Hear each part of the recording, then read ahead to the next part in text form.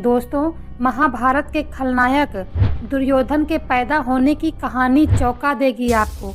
एक समय की बात है कि महर्षि व्यास भूख से तड़प रहे थे और फिर वह धृतराष्ट्र के भवन पहुँचे।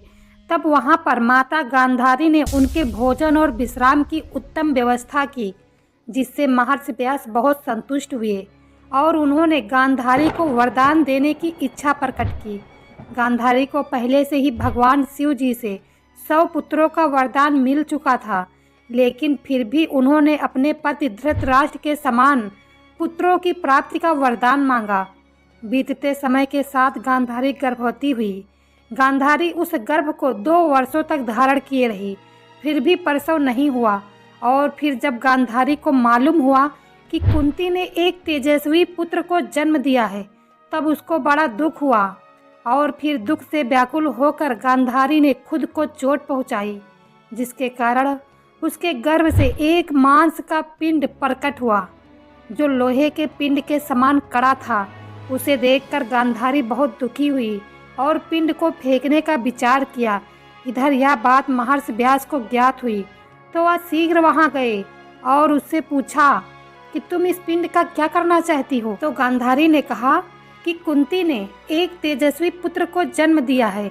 यह समाचार सुनकर मैं अत्यंत दुख के कारण अपने उदर पर आघात करके इस गर्भ को गिराया है, परंतु आज इतने सालों के बाद भी मेरे गर्भ से केवल एक मांस का पिंड ही उत्पन्न हुआ है। तब महर्षि व्यास ने गांधारी से कहा कि यह सब मेरे वरदान के कारण ही हो रहा है।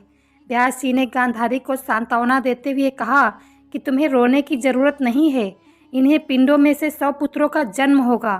तुम शीघ्र ही 100 मटके तैयार करवाओ और घी से भरो और उन मटकों को अत्यंत गुप्त स्थान में रखकर उनके रक्षा की पूरी व्यवस्था करो और उस मांस के पिंड को ठंडे जल से सींचो।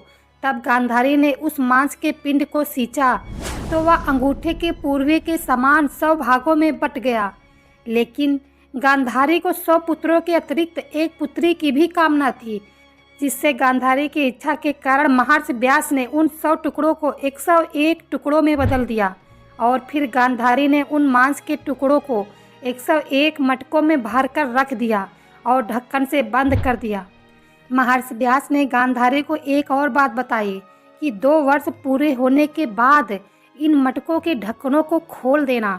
2 वर्ष बीतने पर जिस क्रम में वह मटके स्थापित किए गए थे, उसी क्रम सबसे पहले मटके से दुर्योधन उत्पन्न हुआ। विक्रम से उसके 99 भाइयों का भी जन्म हुआ। दुर्योधन के जन्म लेते ही गधे के रेंकने की आवाज़ से रोने चिल्लाने लगा। उसकी आवाज़ सुनकर बदले में बाकी गधे भी रेंकने लगे, चिल्लाने लगे। गिद्ध, गीदड़, सियार आदि जीव शोर मचाने लगे। बड़े जोर की आंधी चलने लगी। संपूर्ण दिशाओं में अपशगुन होने लगा। काले काले बादल ऊपर छाने लगे। दुर्योधन के जन्म पर ऐसा अपशगुन होता देख ब्राह्मण आदि विद्वानों ने धृतराष्ट्र जी से कहा, महाराज, आपके ज्येष्ठ पुत्र के जन्म होने पर अपशगुन को देखकर यह कहा जा सकता है कि यह बालक कुल का नाश करने वाला है। यदि इसका त्याग कर दिया जाए तो यह सब शांत हो जाएगा। लेकिन पुत्र मोह के बंधन में बंधकर धृतराष्ट्र ने ऐसा नहीं किया। 100 पुत्रों के अलावा उस मांस के पिंडों में से 101वें पिंड से एक पुत्री का जन्म हुआ, जिसका नाम दूसला रखा गया। इन संतानों के अलावा धृतराष्ट्र का एक और पुत्र था, जिसका जन्म एक दासी के गर्भ से हुआ और इस पुत्र का नाम युयुत्सु पड़ा। युयुत्सु धृतराष्ट्र का ही पुत्र था, इसीलिए इसे भी कौरव में ही गिना जाता है। दोस्तों, महाभारत युद्ध का खलनायक दुर्योधन को ही माना जाता है। इसका कारण यह है कि दुर्योधन की जिद और महत्वाकांक्षा के कारण बार बार पांडवों को वन जाना पड़ा और कष्टपूर्ण जीवन जीने के लिए मजबूर होना पड़ा। परिणाम यह हुआ कि कौरव और पांडवों के मन में एक दूसरे के प्रति ऐसा जहर फैला कि महायुद्ध की तैयारी शुरू हो गई। दुनिया भर के देश 2 भागों में बट गए। एक पक्ष कौरव के साथ था तो दूसरा पांडव के। और फिर एक ऐसा दिन आया जब दुनिया भर के योद्धा कुरुक्षेत्र के मैदान में इकट्ठा हुए और उनमें महायुद्ध हुआ।